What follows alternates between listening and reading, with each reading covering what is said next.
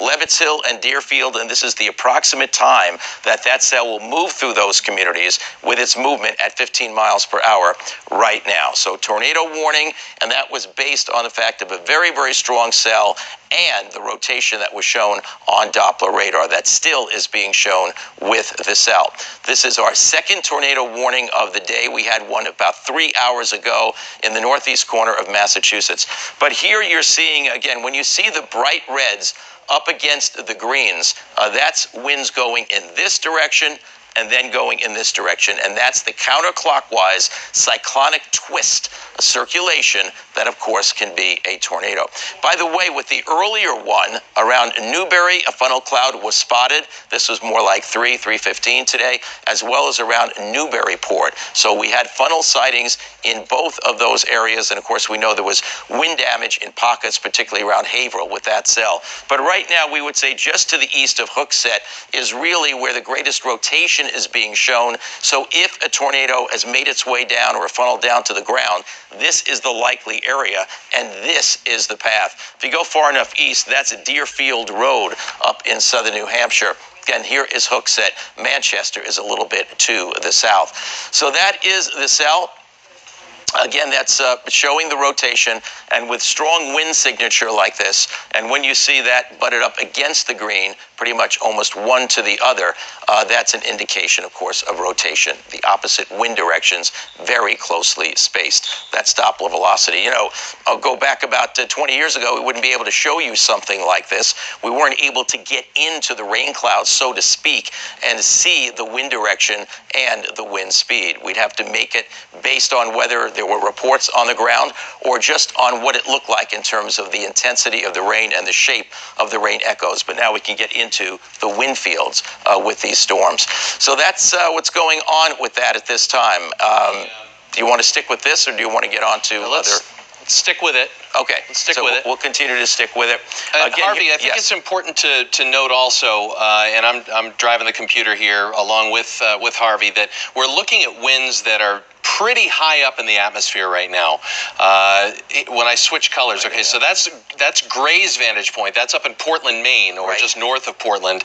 And then when we look at this radar image, we're actually looking from Taunton, which is quite a distance away from Hooksett, New Hampshire. So what we're doing is we're looking at the winds at probably about 4,000 or 5,000 feet up, because the radar beam actually gets farther off the Earth's surface when you get farther away. So this is picking up on that wind at higher altitudes, but it's pretty hard to, ignore that signature that we just had. And so that's why that tornado warning is out. Again, this is radar indicated. Right, AJ. And, basically, the research has shown roughly about 40 to 50% of the time when the radar signature is showing rotation, we do wind up getting a tornado on the ground. But sometimes the rotation stays aloft and doesn't make its way down to the ground. That's why we always like to have ground truth based on reports. And, Skywarn is one of the ways we also find out. We have a great network of reporters, and they do a great job letting us know when we get those damage reports. Those are coming in mostly from Skywarn reporters. They're trained, by the way, trained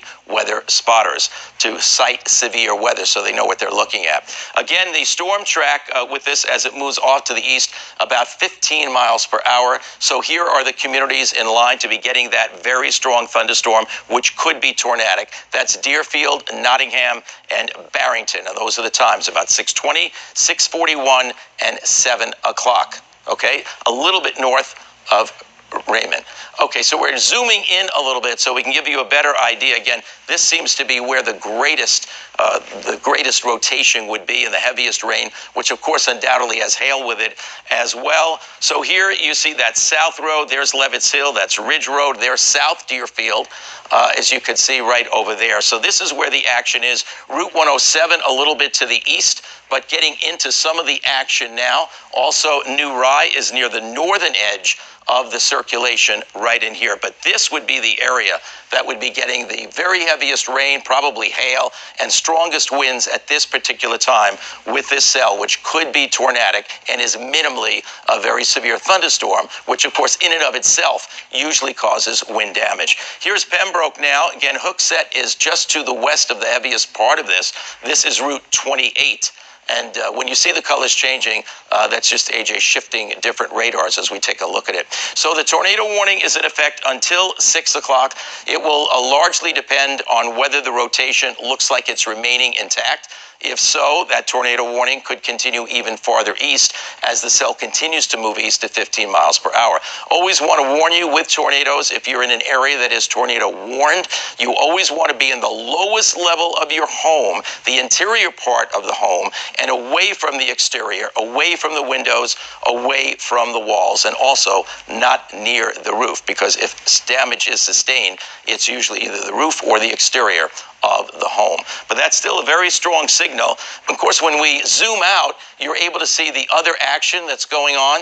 And we do have a new severe thunderstorm warning in eastern Connecticut. That's the cell that we were showing you that has developed and intensified around Hartford, Connecticut. So that's in effect until 6:45 right now. That is in Connecticut, just to the south of Hartford. But Route 84 is impacted by that cell. And other cells are still developing there and even farther to the west. Here's another one in Waterbury, Connecticut that's strong. Then we have that line of very strong storms from southern Vermont. Looks like it's ready to enter the Berkshires at this particular time, just to the west of Pittsfield. And just by the look at this, certainly damaging winds. This looks like a squall line where you could have damaging winds along the leading edge of it. Remember, this has been an afternoon into the evening where we know the potential has been there for these strong storms. So we put the storm tracker on the line of storms coming from eastern New York State into western Mass, and there you can see the times that would be around Pittsfield, Great Barrington, and Greenfield, as the integrity of the line still looks pretty impressive, excuse me, to me right now as it continues to move eastward. Now, you notice there are gaps in the coverage. That's the way it is with severe weather. It can be very strong, very damaging, and sometimes very localized.